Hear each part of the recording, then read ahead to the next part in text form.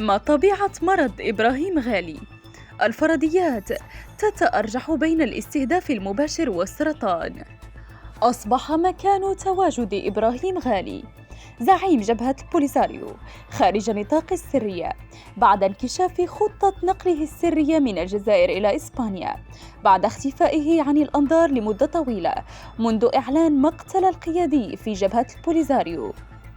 غالي يتواجد في مستشفى في إسبانيا ووضعه الصحي حرج وفق تقارير صحفية، لكن المرض الذي استدعى نقله بهذه الطريقة واستخدام أسلوب التخفي بتهريبه عبر طائرة خاصة وإدخاله إلى الأراضي الإسبانية بهوية مزيفة لا تزال طبيعته غير معروفة.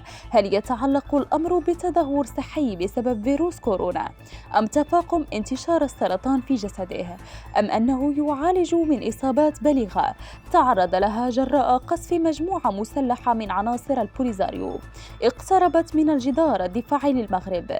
البشير مصطفى السيد الذي يعتبر الذراع الأيمن لزعيم البوليساريو نفى مباشرة بعد انتشار الخبر أن يكون غالي في إسبانيا، وقال إنه في أحد مستشفيات الجزائر يعالج من فيروس كورونا المستجد. لكن إسبانيا على لسان وزيرة خارجيتها أكدت أنه يتواجد على أراضيها دون أن توضح طبيعة المرض.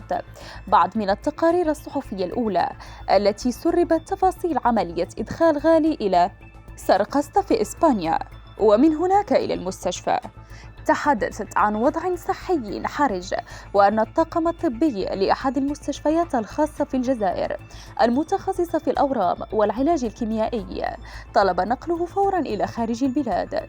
وتم تفسير هذا القرار بأن للأمر علاقة بسرطان في الجهاز الهضمي كان يعاني منه منذ مدة طويلة. في انتظار رأيكم متابعينا الكرام.